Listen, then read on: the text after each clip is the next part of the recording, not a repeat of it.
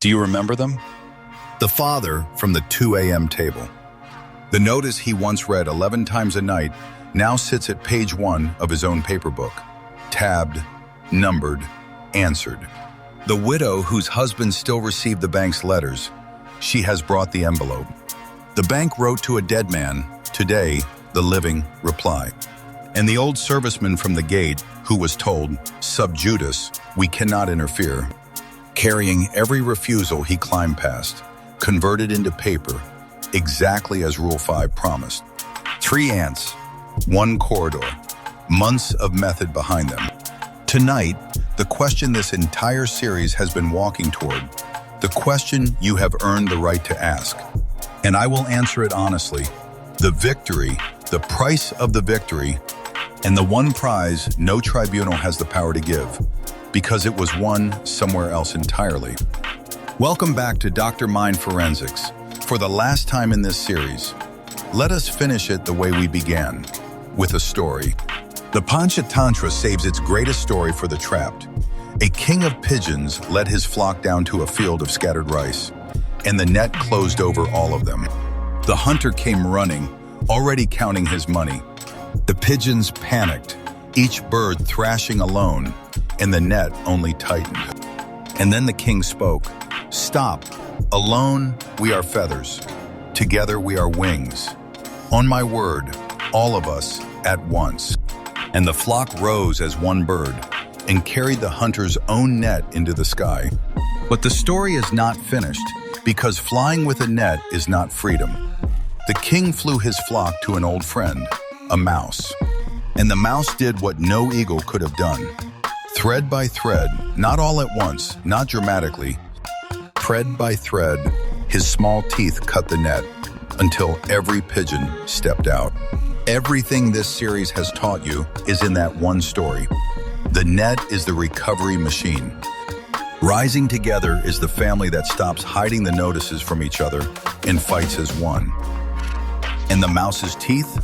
The mouse's teeth are section 17, cutting the net thread by thread.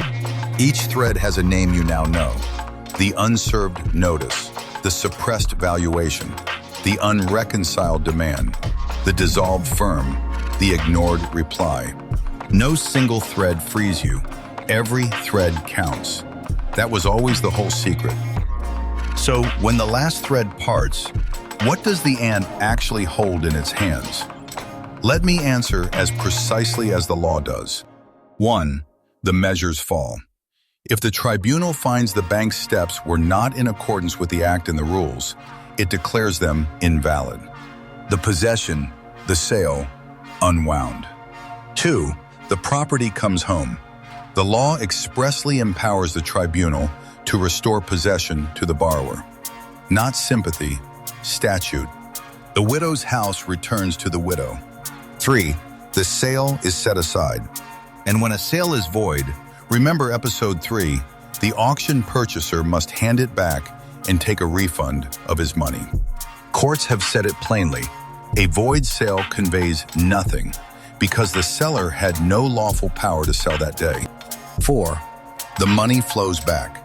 Every rupee recovered beyond entitlement, every excess returns.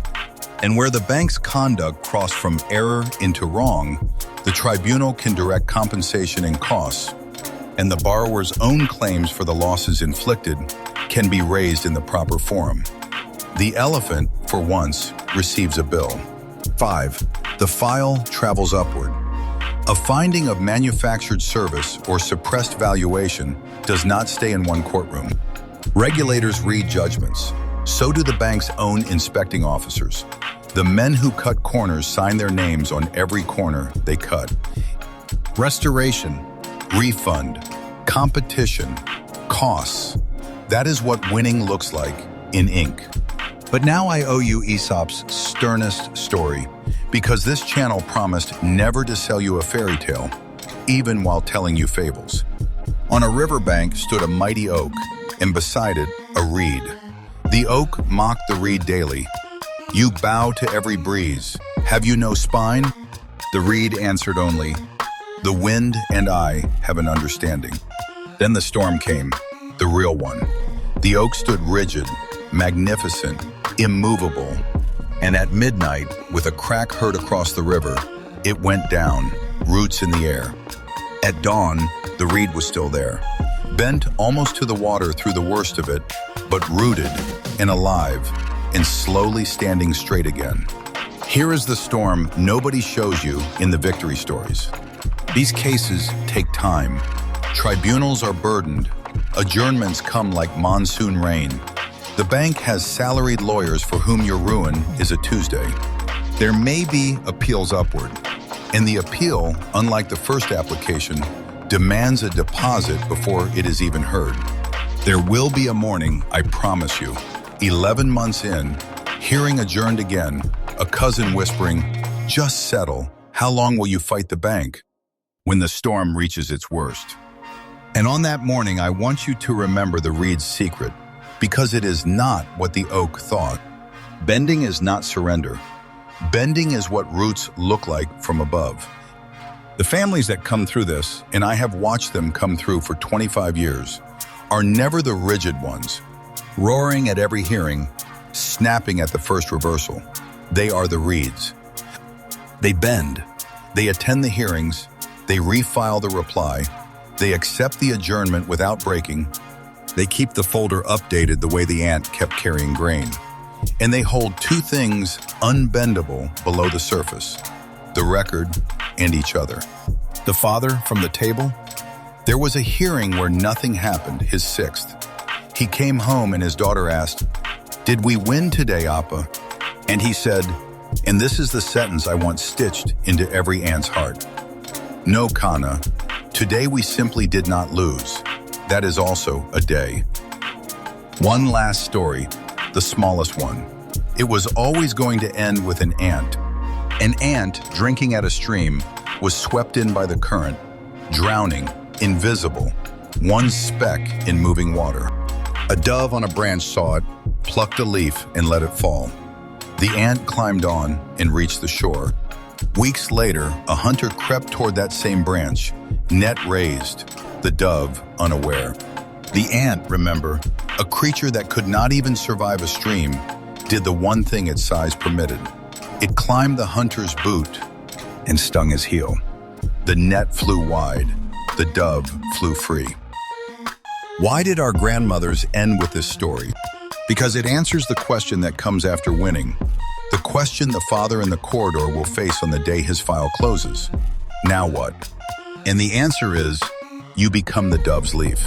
Somewhere tonight, in some other town, there is another 2 a.m. table, another widow reading a dead man's name, another sister who signed at a dinner.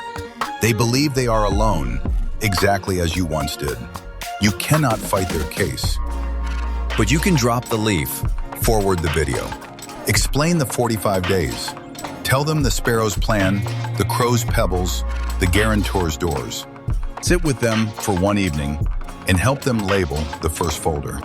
Knowledge of the path is the one thing the elephant cannot afford everyone to have. Every viewer who passes it on stings a heel. And now, the confession this whole series has been keeping. The true answer to tonight's question. What does it look like when the ant wins? It is not the day the order is pronounced. Every one of these families will tell you the same thing. The victory happened months earlier, on an ordinary night no court recorded. The night the father capped his pen at the table. The evening the widow slid the envelope into a plastic sleeve and wrote 1. The afternoon the old soldier posted his complaint to the next rung of the ladder and kept the receipt. The night each of them stopped whispering. It was surrendered, and it can be unsurrendered tonight. The ant and the elephant. 8 Mondays, 8 rules. Carry them. 1. Tribunals discount indignation. They cannot discount an unserved notice. 2. The bank's silence is your loudest evidence. 3. Deemed served is a presumption. Presumptions die when the records speak. 4. Cheap auctions are not accidents. Ask who benefits. 5. Police inaction is not a wall. It is evidence. Climb it. 6. Might is answered with method, pebble by pebble, before winter comes. 7. The elephant's own file is the ant's best witness. And tonight, the last one. Rule 8, the only rule that is not about the elephant at all. The ant's real victory is the night it stops whispering. Everything after that is paperwork. This series ends, the work does not. Next month, Season 2, the loan insurance you were never told existed. The shield the law built for small enterprises, and how banks step around it. The forensic science of reading your own account statements. Subscribe, press the bell, and until then, one request. Somewhere in your phone contacts is an ant who thinks it is alone. Tonight, drop the leaf. Nothing in this series is legal advice, and nothing here is a comment on any pending matter. Consult a qualified advocate for your own case. Thank you for walking these 8 Mondays with me. Jai Hind.